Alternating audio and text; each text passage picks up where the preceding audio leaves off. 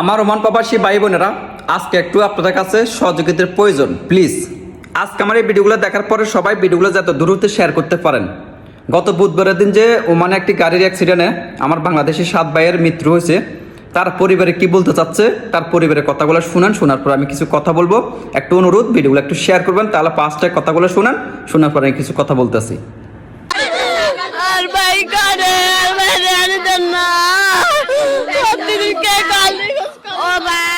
ছুটি নিয়ে ওই বাড়িতে গেছে মাত্র 21 দিন। আমার লাগে 10 মাস ঘুরে বাচ্চা আছে, তাই মেয়ে বাচ্চা।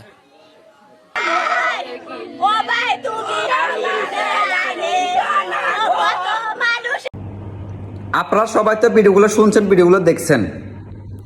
যার হারা সে বুঝে কতটা কষ্ট হচ্ছে, তাদের কাছে কতটা খারাপ লাগতেছে। ওমান প্রবাসী ভাই বোনেরা, প্লিজ আপনার কাছে আজকে একটু অনুরোধ থাকবে, আপনারা আজকে ভিডিওগুলো একটু শেয়ার করে দিবেন। আপনার একটা ভিডিও শেয়ারেতে দেখা যাচ্ছে আমাদের বাংলাদেশের প্রধানমন্ত্রী ডাক্তার ইউনূস স্যারের চোখে পড়তে পারে, দেখা যাচ্ছে উনি শুনতে পারে কথাগুলা। ওনার পরিবার চাচ্ছে আমাদের লাশগুলা আমাদের দেশে পাঠিয়ে দেন। ভাই বলতেছে আমার ভাইয়ের লাশটা পাঠিয়ে দেন, বাবা বলতেছে আমাদের সন্তানের লাশগুলো পাঠিয়ে দেন।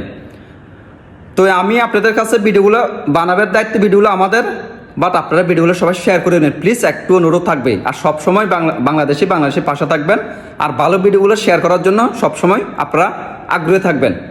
আপনাদের একটু সহযোগিতার প্রয়োজন, আর কিছু না। তো আমরা চাচ্ছি আমাদের ওমানে গত বুধবারের দিন যে গাড়ির অ্যাক্সিডেন্টে আমার বাংলাদেশি 7 ভাইয়ের মৃত্যু হয়েছে চট্টগ্রাম সন্দ্বীপের, আমার সন্দ্বীপের। তো চাচ্ছে ওনাদের লাশগুলো যত দ্রুত দেশে পাঠিয়ে দিতে পারে। ওনাদের পরিবার সবাই ভেঙে চুরে পড়ে যাচ্ছে, ভাই বোন বাবা সন্তান সবাই। প্লিজ সবার কাছে একটা অনুরোধ থাকবে, ভিডিওটা একটু শেয়ার করবেন। আল্লাহ হাফেজ, আসসালামু আলাইকুম ওয়া রাহমাতুল্লাহি ওয়া বারাকাতুহু।